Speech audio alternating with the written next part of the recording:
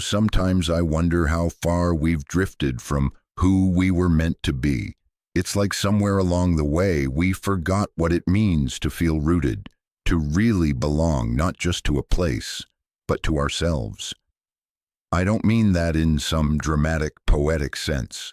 I mean it in a quiet, aching way, like walking through your own life and not recognizing the sound of your own footsteps. I've felt that disconnection more times than I'd like to admit. Waking up in the morning, scrolling through meaningless distractions, performing the rituals of being alive without ever really being present. Have you ever had that feeling? That strange sense that something essential has gone missing, but you can't quite name it? That was me, for longer than I want to remember. And then I stumbled across this quote by Carl Jung: "We must strive to become conscious of the unconscious." I didn't understand it at first, not fully. It sounded lofty, almost cryptic, but something about it lodged itself inside me like a splinter in the mind. I kept coming back to it, wondering what it meant for someone like me, someone who had built a life on distractions, avoiding silence because silence always had too much to say.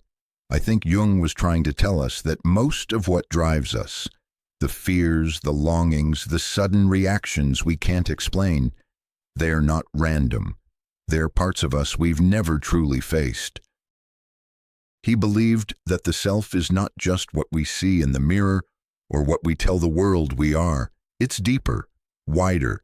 It includes everything we've hidden, everything we've forgotten, everything we've rejected. And unless we turn toward that vast, silent terrain inside of us, we'll always be strangers to ourselves. That realization shook something loose in me. I started noticing how much of my life was spent running from stillness. I kept myself busy, always busy, as if slowing down might awaken something I wasn't ready to feel. But now I think maybe we're not meant to be comfortable all the time.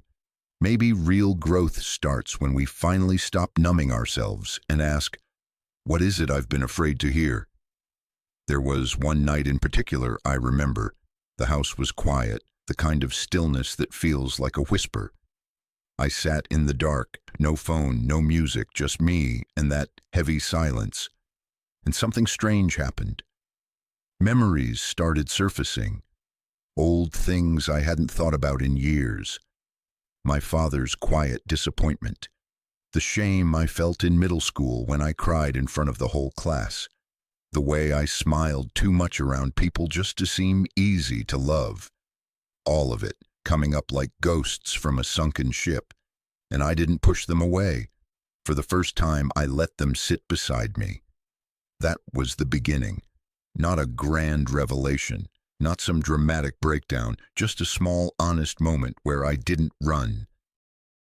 I realized then that becoming whole doesn't mean fixing everything. It means turning the light on in the attic of your soul and finally seeing what's been collecting dust up there. Jung talked about how our psyche is like a stage and our consciousness is the spotlight. We think we know ourselves, but really we're just looking at whatever that light happens to be shining on. Meanwhile, the rest, the doubts, the instincts, the pain, the desires, they wait in the dark, silently shaping everything we do. And the more we pretend they're not there, the louder they whisper through our choices. I used to think healing was about becoming someone new. Now I think it's about remembering who you were before the world taught you who to be. It's a return, a reckoning with everything you've locked away, not to get rid of it, but to understand it, integrate it, honor it. Because those parts, as broken or raw as they may be, are still yours, still you. I don't have it all figured out, but I've stopped pretending I don't feel lost sometimes. I've stopped numbing myself with noise, and I've started listening, really listening, to the quiet truths rising from within. And you know what? That in itself feels like coming home. There's this image that keeps coming back to me. A tiny island lit by a flickering flame, floating in the middle of a vast, dark ocean. That's how Jung described consciousness. Just a small circle of light, surrounded by an endless sea of the unconscious. And the thing is, most of us live our lives on that little island, pretending the ocean doesn't exist. We draw maps of our minds based only on what the light touches, convinced that's all there is. But deep down we know better. We feel the pull of the waves. We hear things moving in the dark. I used to think the unconscious was some mystical concept, like something reserved for dreamers or philosophers. But the more I sat with myself, the more I realized it wasn't abstract at all. It's the forgotten conversation I had with my mother when I was 6, the hollow I feel when someone praises me and I don't believe them, the strange ache in my chest when I walk into a room full of people and suddenly feel like a fraud. These aren't random. They come from somewhere. They're the echoes of what I've buried. Jung said the unconscious isn't a separate place. It's part of the same terrain. The line between what we know and what we avoid is soft, like fog creeping across a field. Sometimes, without even noticing, we slip into the fog and call it confusion or mood or instinct. But really, it's us, our forgotten selves, knocking gently, asking to be seen. There was a period when I became obsessed with understanding myself. I journaled obsessively, analyzed every thought, dove into books about psychology and mythology like I was trying to decode some ancient spell. But here's the thing, no amount of knowledge can substitute for presence. The unconscious doesn't reveal itself to the intellect. It shows itself when you're willing to feel. When you stop talking over the silence and just be. One night I had this dream. I was standing in front of a locked door in a house I didn't recognize. The handle was warm, but no matter how hard I turned it, the door wouldn't open. I woke up with my heart racing. Something about it lingered all day. I finally looked up what Jung said about doors in dreams. They often symbolize access to a part of the self we're not ready to face. That hit me hard, because I knew exactly what I wasn't ready to face. There's a certain comfort in staying on the surface. It's safer, predictable, but it's also suffocating. The more I ignored what was beneath, the more it ruled me. My reactions, my insecurities, my compulsions, they were being dictated by things I refused to look at. I thought I was in control, but I was being puppeteered by shadows I hadn't named. Jung spoke about how everything we refuse to confront will eventually manifest as fate, and I felt that deeply. The way I kept repeating patterns in relationships, the way I sabotaged opportunities, the way I avoided anything that required real vulnerability. It wasn't bad luck. It was the unconscious running the show. There's a kind of quiet horror in realizing that, but also a strange relief, because if we're brave enough to turn toward that darkness, to walk into the ocean instead of fearing it, we start to expand the island. The light grows. The unknown becomes familiar, not always pleasant, but familiar. I've started doing this thing, sitting in silence every morning, even just for 10 minutes. I let the thoughts come and go, but I pay attention to the ones that feel heavy, the ones that come with a knot in the stomach or a tightness in the chest. That's usually where the unconscious is speaking, not through words, but through sensation, through memory, through subtle shifts in the heart. And sometimes when I follow that thread, I remember things I thought I'd forgotten, like the time I pretended not to care when I got left out, but cried in secret, or the way I used to shrink myself in rooms full of confident people. And with each memory, something softens. It's not about blame, it's about understanding, about realizing that every fragment I've exiled is still waiting to come home. It's a strange thing, this journey inward. You start thinking you're going to fix yourself, but you end up simply meeting yourself. And somehow that's more healing than any solution. There's something hauntingly beautiful about the idea that we are shaped not only by what we've lived through, but also by the stories humanity has carried for thousands of years. Stories we never consciously learned, yet somehow know. Jung called this the collective unconscious, and when I first read about it, it felt like remembering something I didn't know I'd forgotten. Think about it. How is it that a child from one side of the world dreams of a wise old man or a dark forest filled with danger and discovery, just like a child from the other side? Why do myths from opposite corners of the earth echo the same patterns? The hero's journey, the struggle between light and shadow, the descent into the unknown. It's not coincidence, it's architecture, psychological DNA passed down like blood and bone. Jung believed that these universal patterns, these archetypes, live in all of us. They're not ideas we invent. They're ideas that invent us. And when I started to really pay attention, I could feel them, in the way I longed for a mentor during my darkest times, the wise old man, in the way I kept returning to the same toxic dynamics, trying to fix in others what I couldn't fix in myself, the wounded healer, in the ache for something beyond the ordinary, something sacred, the seeker.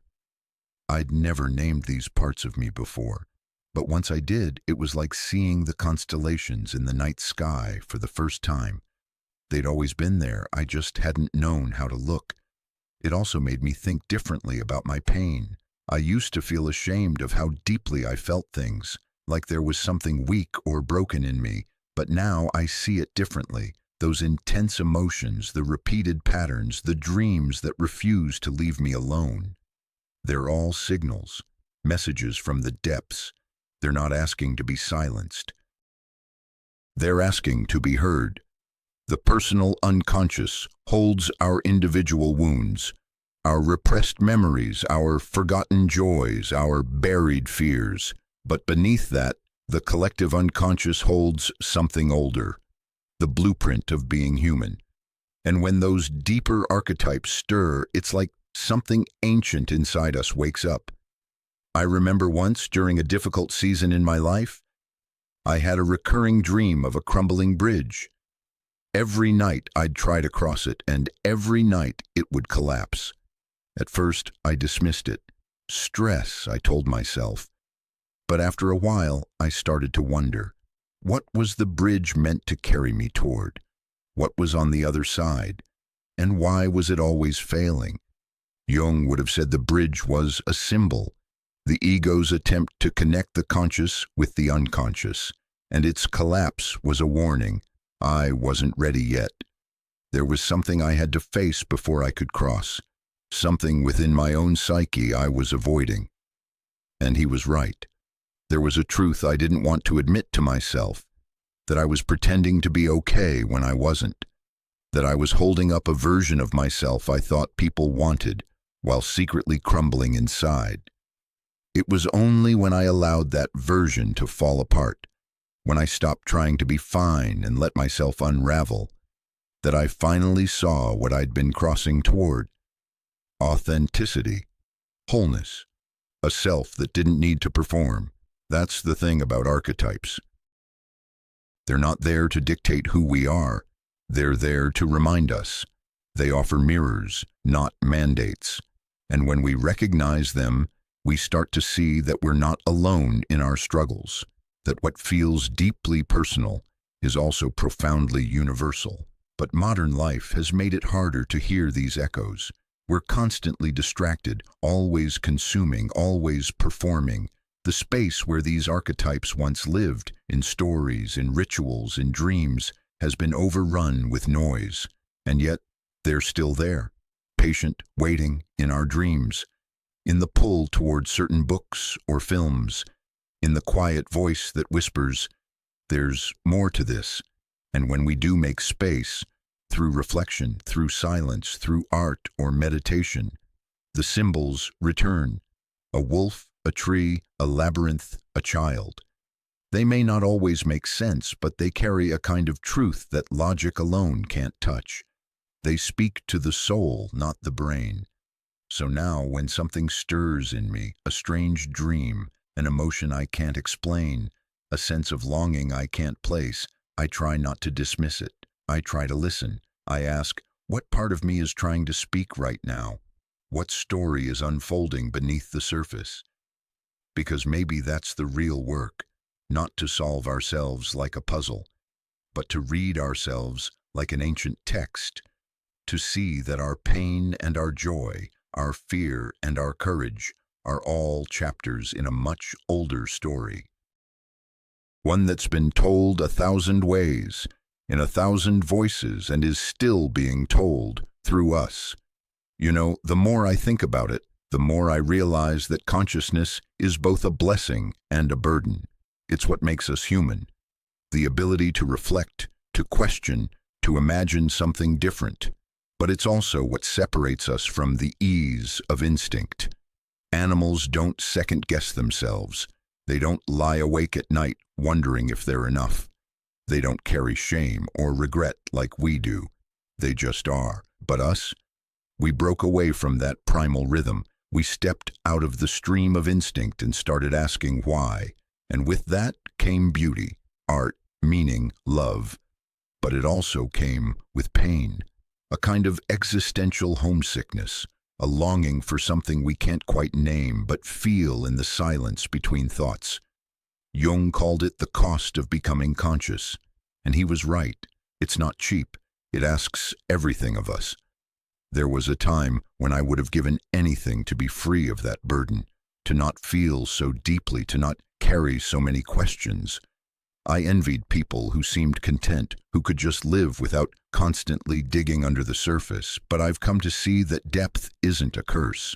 It's a call, a summons to something greater than survival. There's a strength in being able to suffer consciously, in not turning away from the discomfort, because that discomfort, it's a signal, a teacher. It's the soul saying, something here matters. I remember this one night, after a long week of pretending I had it all together, I just broke. There was no trigger, no big moment, just an overwhelming wave of exhaustion, the kind that comes from holding yourself up for too long. I sat on the floor in the dark and whispered something I hadn't said in years. I don't know who I am. And it wasn't a defeat. It was an opening. For the first time, I allowed myself to admit that I'd built a life around what others expected, around safety, around image, around fear of disappointing. And that admission, as painful as it was, felt like truth. And truth, even when it hurts, is liberating. Jung said that to become conscious is to bring the unknown into the known, to make the hidden seen. And part of that means facing the pain we carry, not just the obvious wounds, but the subtle ones, the quiet disconnections, the way we numb ourselves with busyness, the way we shrink to fit into roles that no longer serve us. It's not easy. There's no quick fix. But every time we choose to stay with the discomfort, instead of escaping it, something shifts. The fog lifts, even if just a little. And in that clearing, we begin to see who we really are beneath all the armor. I've noticed that the people who've suffered deeply, who've wrestled with their own darkness, often have a softness to them. Not weakness, but softness, compassion. They don't judge quickly, they listen differently. Maybe it's because they know how hard it is to be human. Maybe it's because they've learned that we're all carrying something unseen, and that's what consciousness gives us. The ability to choose how we meet ourselves and others.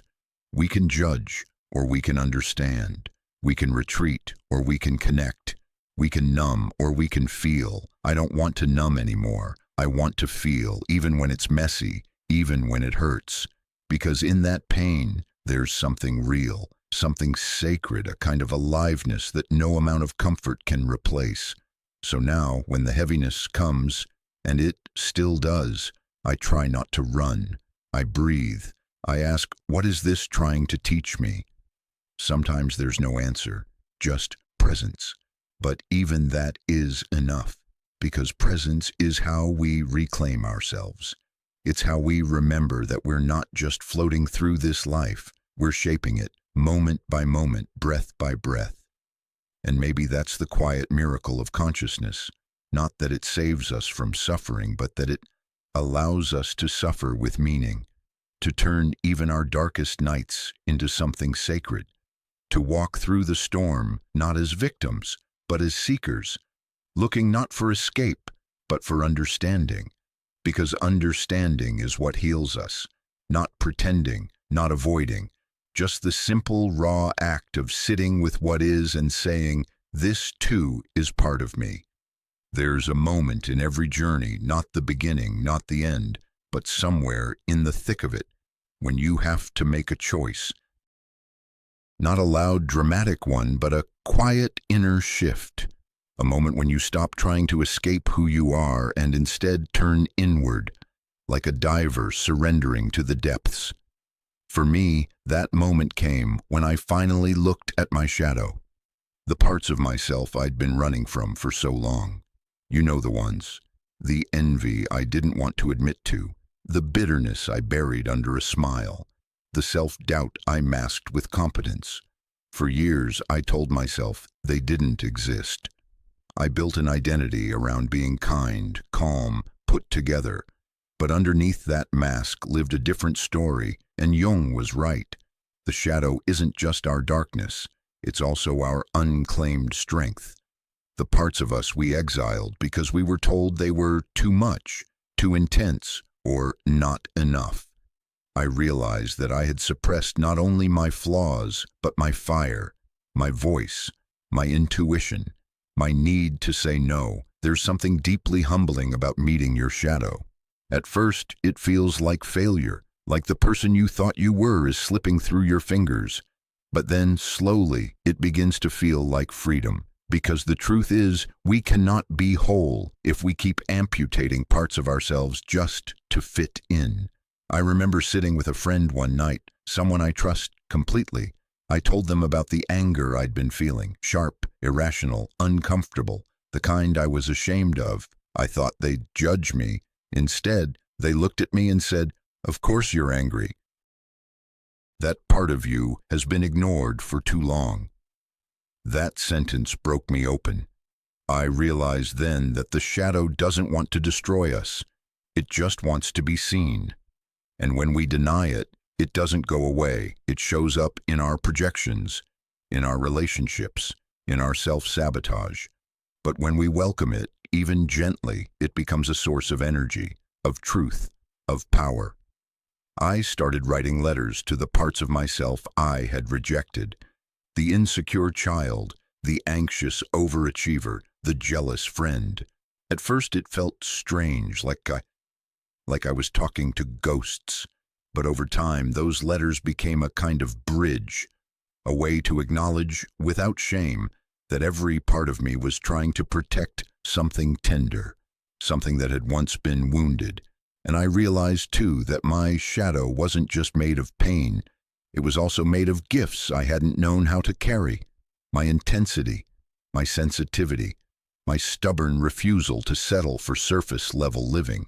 These weren't flaws, they were signals, guiding me toward a fuller version of myself, one that didn't need to be palatable to be worthy. Jung called the shadow the thing a person has no wish to be. And that hit me hard, because so often we measure ourselves against who we think we're supposed to be, and anything that doesn't fit that image gets buried.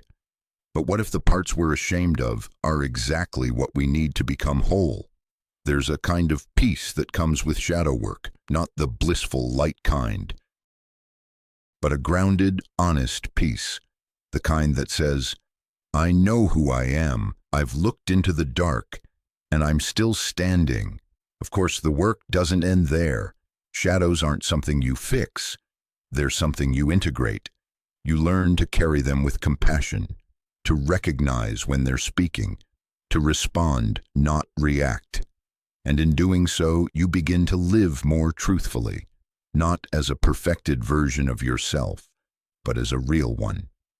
I wish someone had told me earlier that self-acceptance isn't about being proud of every part of you. It's about being willing to meet every part, even the ones that tremble, even the ones that rage, because when you do, you stop being at war with yourself.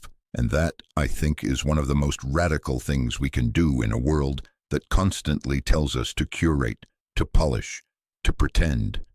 So here I am now, a little less afraid of the dark, a little more at home in my own skin. I'm still learning, still stumbling, but I no longer flinch when the shadows rise. I know them now. I know they are me.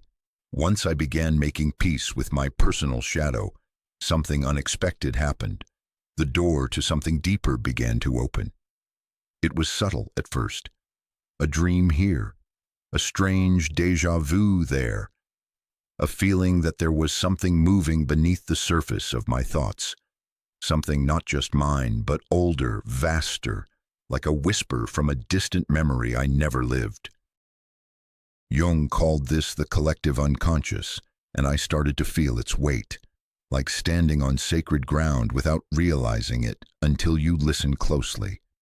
At first, it felt eerie, the idea that I carried patterns inside me that weren't shaped by my life, but by life itself. Archetypes, the ancient forms that live in all of us. I didn't grow up thinking about symbols or mythology, but suddenly, they were everywhere, in my dreams, in the stories I felt drawn to, in the emotions that surged without warning as if triggered by something beyond reason. There was one night, I'll never forget it. I had this dream of standing at the edge of a forest, pitch black and humming like it was alive. I knew I had to go in, but I hesitated. And then, out of the darkness, came this figure. I couldn't see their face, but I knew they were waiting for me. Not to harm me, to guide me. I woke up with tears in my eyes and a feeling I couldn't explain. Not fear, not sadness, something like reverence. That dream stayed with me. It felt like more than just the mind sorting through random fragments. It felt like a message, a call to go deeper. And I started to understand what Jung meant when he said that archetypes are not just concepts. They're living energies, forces that guide, shape, and sometimes confront us when we're ready for change. The figure in my dream? That was the wise old man, an archetype that appears when the soul is ready to listen, ready to grow. But he didn't appear until I had done the shadow work, until I had cleared enough space within myself to receive something greater. That's the order Jung believed in. First, we confront the personal unconscious, our traumas, our memories, our hidden selves. Only then are we granted access to the deeper currents, the collective forces that hold the wisdom of all who came before us. And once I opened to that, my inner world transformed. Suddenly, challenges in my life didn't feel random. They felt mythic.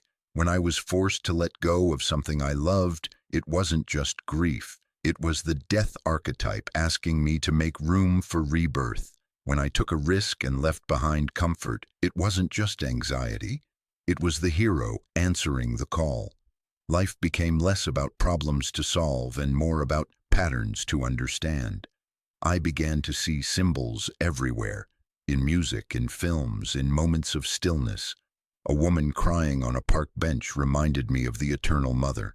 A child building a castle in the sand evoked the innocent. And I wasn't imagining it. I was remembering it. This language of the soul that had always been there, waiting to be spoken. But here's the catch. The modern world doesn't teach us how to listen. We're trained to seek answers outside of ourselves, to move faster, scroll more, distract better. The symbolic world requires the opposite: slowness, attention, quiet. So I started carving out time for that. I'd journal my dreams. I'd sit with paintings or poems and ask, what is this stirring in me? I let myself feel pulled by intuition, not logic. And in that space, the unconscious spoke, not in words, but in images, moods, synchronicities. And I started to trust it, because that's what this is all about, isn't it? trust. Trusting that beneath our layers of conditioning, beneath the noise and the numbness, there is a part of us that knows. Not the kind of knowledge you find in books, the kind you feel in your bones. Jung believed that the collective unconscious offers guidance in times of great change, not by giving us clear instructions, but by offering symbols that help us orient ourselves.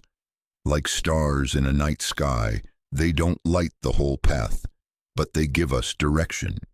And the more I aligned with those archetypal energies, the more I felt accompanied, not alone in my struggles, not adrift in chaos, but connected to something timeless, something that had carried countless others through their own initiations, their own dark nights, their own awakenings. It's humbling, really, to realize that your story is part of a much larger story, that your personal suffering echoes something universal, and in that echo there is healing, not because the pain disappears, but because it finds meaning. Meaning is what transforms pain. Meaning is what turns wounds into wisdom. So now, when the world feels too loud, too fast, too disconnected, I turn inward, I listen, I dream. I remember that I'm not just living my life, I'm living a myth. And that myth is still unfolding. It's strange how once you start seeing your life through this deeper lens, nothing feels quite the same. Conversations change. Silence feels fuller. Even your own thoughts begin to echo differently, like they're coming from a wider space inside you. I didn't expect that. I thought this inner work would make me feel more certain, more in control, but in truth, it just made me more honest. And maybe that's better. What Jung called individuation, the journey toward becoming a whole, authentic self, isn't about becoming someone new. It's about remembering, uncovering, reconnecting with the parts of you that always were, buried beneath all the shoulds and masks and survival strategies. And it's hard, not because it's dramatic or flashy, but because it's so quiet, so relentless, like a river that never stops carving its way through rock. What surprised me the most was how much gentleness it takes. I thought I needed to push, to force change, to tear down everything that wasn't me. But it's not like that. It's more like learning to sit with the discomfort, letting it speak, and slowly, over time, realizing that even your most painful parts were trying to help you in some way. They were just outdated strategies, defenses that once kept you safe, but now keep you small. There was a moment when that hit me like a wave. I was sitting alone, looking at old journals, rereading things I'd written during hard times, and instead of judging my past self for the fear, the indecision, the messiness, I just felt compassion. I saw the effort, the longing, the ways I was trying, even when I didn't know how. That's when I knew I was changing. Because real change isn't loud. It's not a grand declaration. It's in the soft moments. The way you speak to yourself when you mess up. The way you hold space for your sadness without needing to fix it. The way you stop needing to explain who you are and just are. The deeper I went, the more I felt the tension between who I thought I should be and who I actually was. And that tension wasn't something to escape. It was the work, the integration. Because we all carry contradictions, light and dark, strength and fragility, logic and emotion. And individuation isn't about choosing one over the other. It's about holding both, being both. Letting the opposites live in you without tearing each other apart. I used to think I had to earn my worth by being useful, kind, productive. But the more I sat with my unconscious, the more I realized that worth isn't something you perform. It's something you uncover like a buried seed. It was always there. The task is simply to stop covering it with layers of shame and expectation. And there's this thing Jung said that stays with me, The privilege of a lifetime is to become who you truly are. It sounds so simple, but it's everything. Because who you truly are isn't a role or a title or a personality trait.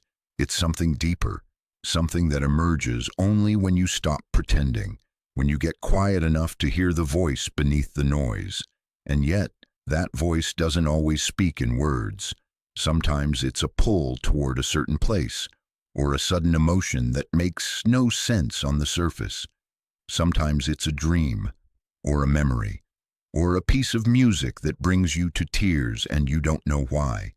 That's the self speaking, the center of the psyche, the part of you that's always been whole, even when you forgot.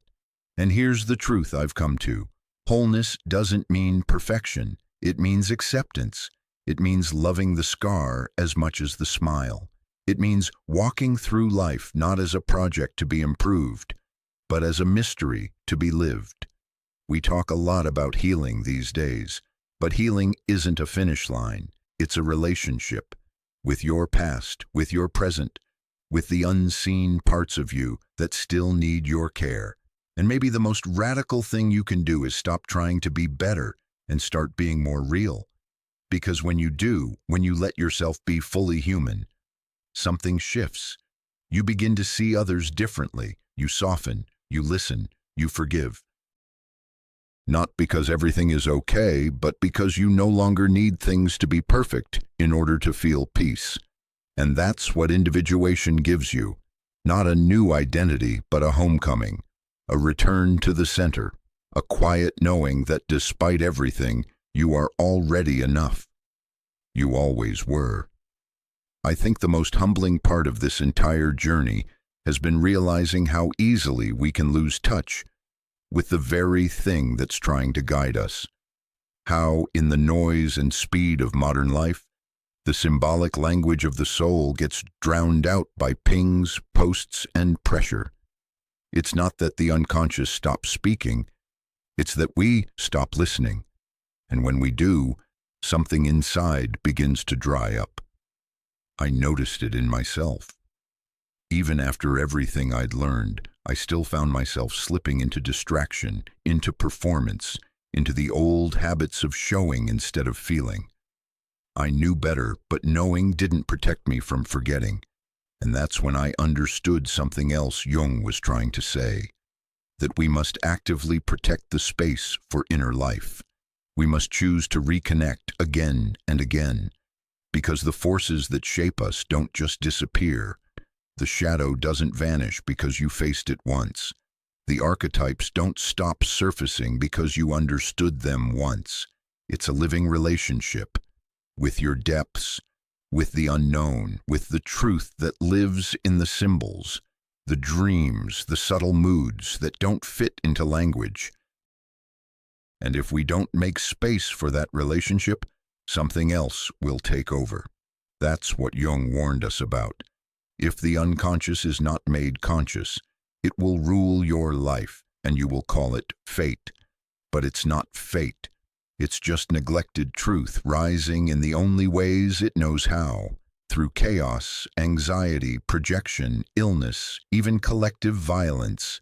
That part scared me. How much of our outer world is shaped by inner blindness, not just individually, but culturally. When a society suppresses the archetypes, when it denies the shadow, glorifies the ego, and mocks the sacred, those energies don't disappear. They come back twisted. They show up as fanaticism, scapegoating, addiction, war. Jung saw this. He lived through it, and he begged us to pay attention.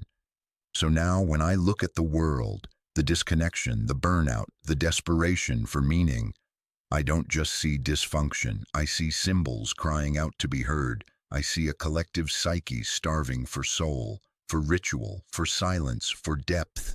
And I see that my personal work isn't separate from the collective work. Every time I choose to pause, to reflect, to be honest with myself, I'm doing something for the world, not in a grand, heroic way, but in the quiet way that matters, the kind that ripples outward through my choices, through my presence, through the way I hold space for others. Because here's what I've learned. Integration is contagious. When you sit with your shadow, you create safety for others to do the same. When you honor your dreams, you invite others to take theirs seriously. When you live with symbolic awareness, when you speak the language of the soul, you reintroduce it into a world that's forgotten how to listen. And that's how we begin to heal. Not by fixing everything at once, but by tending the fire within, by becoming a lighthouse in the fog, by walking this path of wholeness not just for ourselves, but for each other. There's a moment that comes, maybe only once, maybe many times, when you look at yourself in the mirror and realize you're no longer pretending, you're no longer running, you're no longer afraid of your own depth. You might still be scared, sure, still uncertain, but beneath it all there's this soft, steady knowing, I am home. Not because everything is figured out, but because you've stopped abandoning yourself. This is the gift of the unconscious when we dare to meet it. Not power, not perfection, but intimacy with your own life, with the world around you, with the mystery that breathes through all things. And so I keep walking, not toward some end goal, but with reverence, with curiosity, with a quiet kind of courage, because I know now this isn't about becoming someone else. It's about remembering who I've always been,